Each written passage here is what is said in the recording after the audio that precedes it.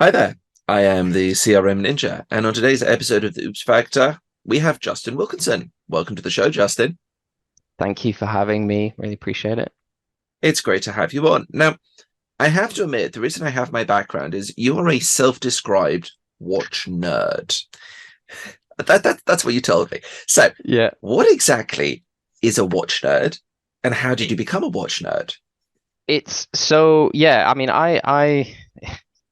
it's an unusual thing, especially, and I say this right now whilst wearing an Apple Watch, for full disclaimer. So I'm gonna get no credit for that. Um, it's it's a weird niche to go into, and a lot of it stuff. So basically, watches for me, generally speaking, are kind of like a personal thing, and you either get Okay. them or like it's kind of a tradition when you turn 18, you get a watch, and it kind of is like a I don't Ah, know, it's something we've done and like my brother had it, and it's kind of like been something that's been passed down as a okay. bit of a tradition. It's not really like some super, it's not really like, fancy, expensive things. It's just more of like a kind of a sentimental thing.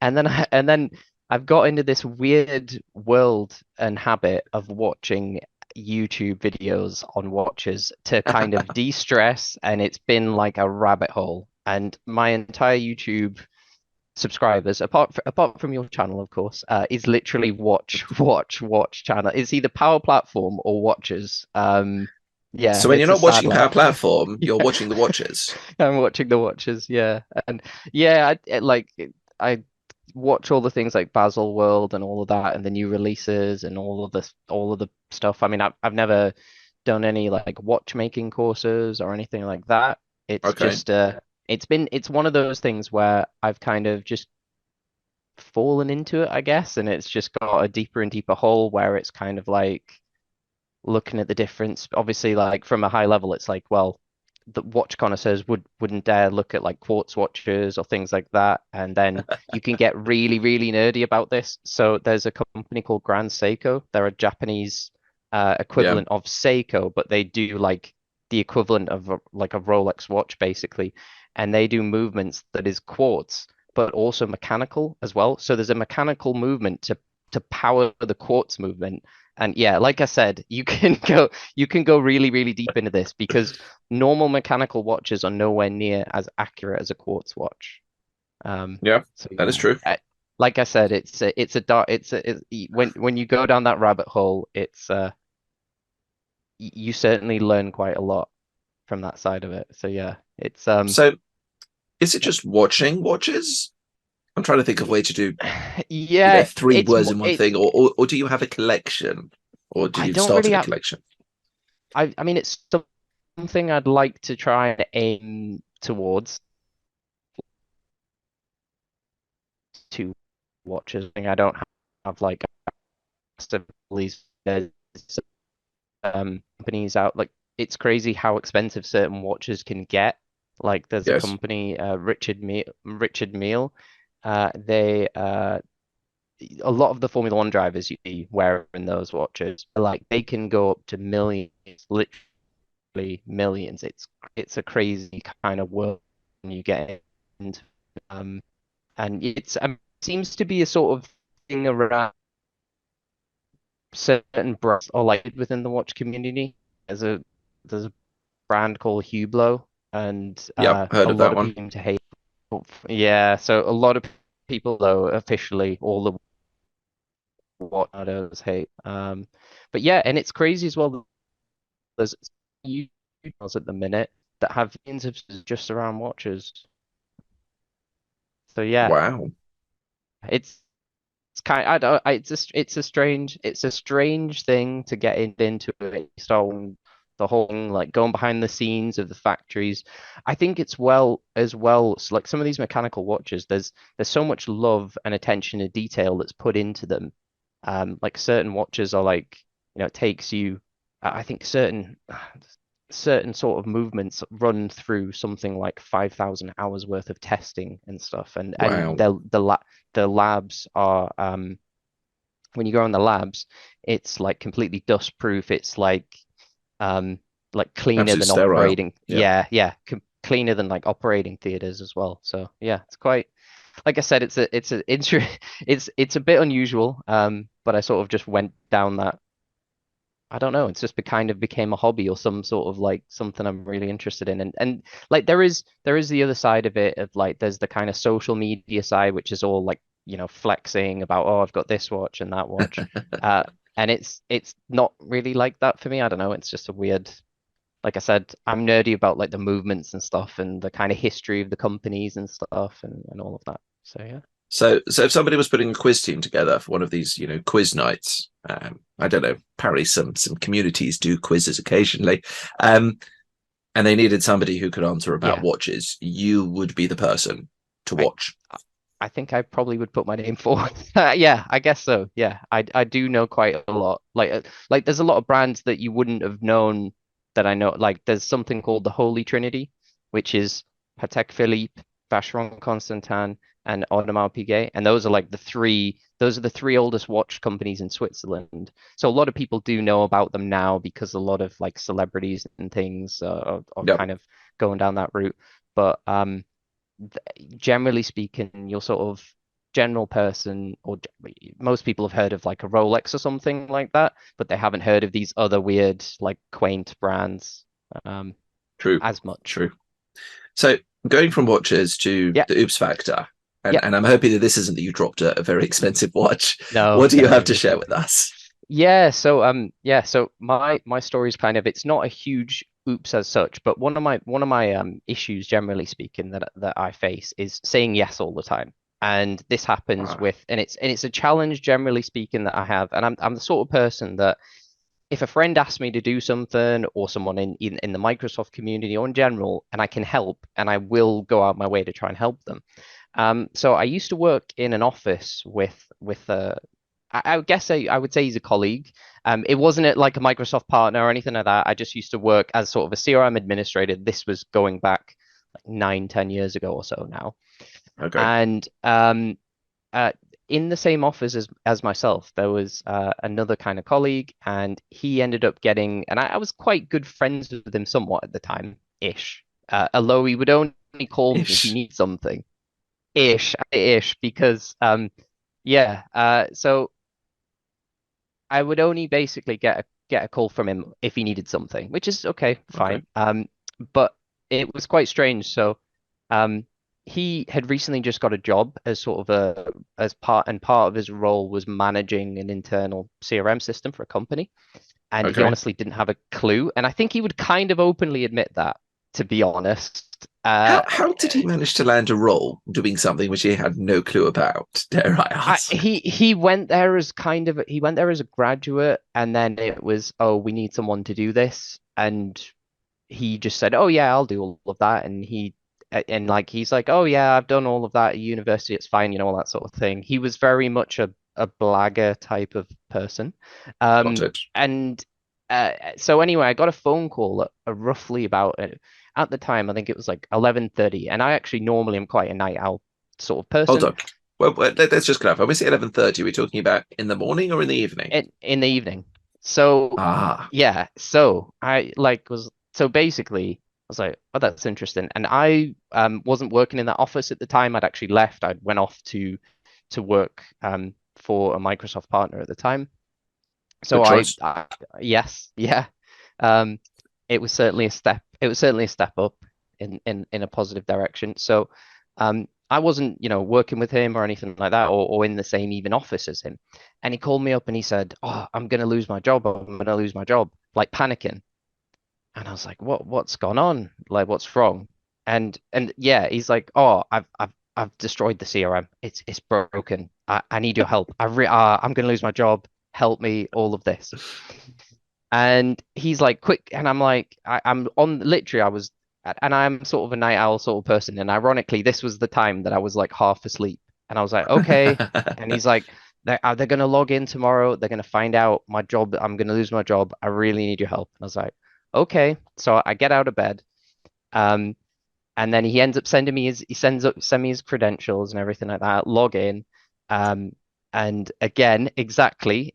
I know that's the thing. And then I log in and see what he's done, and I'm like, what? I don't.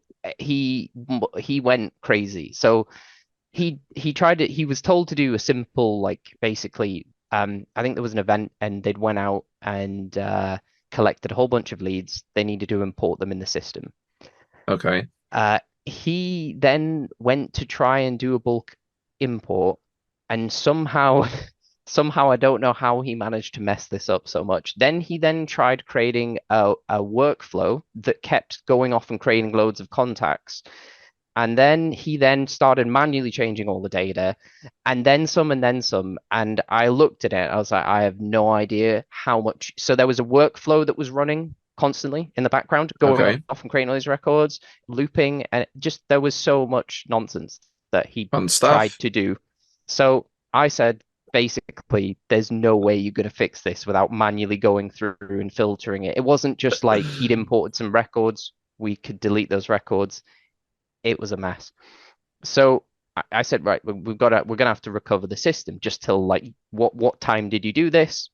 And he's like, oh, I started like early this afternoon, so we'll just recover the system. And I was like, well, okay, fine. That's what we're gonna have to do, basically. He had no clue how to do this, so I was like, look, Was it's fine. this this was on premise, I'm assuming. Yeah, this was on Okay. prem, and it wasn't a huge organization, to be fair. It wasn't like Okay. hundreds of, it wasn't thousands of people. There was, generally speaking, a small handful of users in the grand scheme of things. Um, Okay. but then I sort of agreed and said, yeah, sure. Like, I'll take it all on, because he was panicking at this point. And in fairness, if you'd looked at it, I'm not even sure if I tried to do it. I have no idea even how I would have broken it so badly, to be honest. Right. And anyway, so we had to recover the system. By this time, it's probably about midnight. And normally, when you kind of reset a system, sometimes it could take an hour or 2 hours or something like that, depending on, if it's a huge amount of data. And it's so I started doing it, and I, hit the button, everything goes down. And I'm like, at this point, okay, well, it's, fair enough. It takes a few hours, fine. 3 a.m. still down. 4 a.m. still down. 5 a.m. And I think at one point it had halfway crashed out, or something had gone on, because to be honest, the amount of data and everything, it should have took maybe, worst case scenario, an hour, 2 hours, to be honest. Okay. And so at this point, it's like 7 a.m. and it finally comes back online, which was good. And we managed to kind of recover the data, and the environment was fine and everything and all of that. And a couple of people were like, oh, well, I lost some records that I put in the afternoon. And I think he messaged me to say, oh, I just told them there must have been a Microsoft update that broke it all, or something like that. I like the way he's And covering his bases there. yeah, yeah. And off the back of all of this, he's like, so I literally spent all night like panicking, and I'm like, at this point, I'm like, you know what, this is like, in fairness, it's nothing to do with me. I'm just trying to help a friend out or help someone out. And Yeah. and there's a part of me that still would do that, but I wasn't thinking, at the time, I think I just started working for a Microsoft partner. So you don't really tend to think about all of these, prerequisites. It was very much, I woke up literally yeah, like 11:30, and then I was just straight into it, trying to fix it and help him. Firefighting. And firefighting, like, straight away. And it's one of those things where, like, if I'd thought about it, I still probably would have tried to help him or give him some advice, but I probably would have took a maybe sort of more reserved approach. And it's also very situational as well, I suppose. In fairness, if this was a huge enterprise project with lots of governance and everything, it would be a completely different story. So it was for Yep. sort of an end user. But I spent all night up panicking, to be honest. Like, after you've hit the button, then all of the things you start thinking about, you're like, uh-oh, should I have done Hindsight. this? Yeah. Yeah, hindsight is wonderful. And interestingly enough, he said, "Oh yeah, I'll get you a beer, and then I never heard from him again. Oh, he said like everything was fine, and then I never heard from him again. That was it. Yeah. So Did so the company disappear him? no, the company's still alive and No, running but to did they this day. disappear him? You said Oh you never heard no, from him I think again. no, he got a massive promotion off that actually. Well, not off that directly, but like a few weeks later of him getting into this new role, they gave him quite a big promotion as well. So um I guess the good side of that was he wasn't hands-on with the system in terms of administrating it, possibly. yeah, So after it could have that been he a didn't slightly do safer he hands. yeah, after that he didn't do anything else. That was the thing, is like he would just like completely moved away from all of that. Um but it's one of those where, it really could have went completely wrong. It could have been the next day and it's still been down. Then I'm not sure what I would have done, and all of these things in kind of hindsight. Also, I spent the entire night, Yeah. somewhat sleepless and restless, to be fair. Um, so it's all that, it's one of those things, and it's something I actually find on projects now as well as kind of a consultant, as customers are throwing problems at you all the time. And generally speaking, you want to try and solve all those problems because it's easy Yeah. and it's nice to say yes, but you can't always. And it is one of the difficult things I think about just generally consulting or working on Microsoft projects. Um, I think one of the challenges is actually being able to step back. yeah, We get quite invested in what we do. We want to see success. We want to go above and beyond, and living inside the whole recognition coming from yeah, going above and beyond. We want to do that, and we can take on too much. We can burn out. We can make ourselves absolutely sleep deprived and drive ourselves around the wall. Whereby, if we step on step back, said, "Look, it's actually, if it's something you're responsible for, you need to do it. But if something helping out, you need to draw a line sometimes, and it can be very difficult to do that, especially with people who we know well.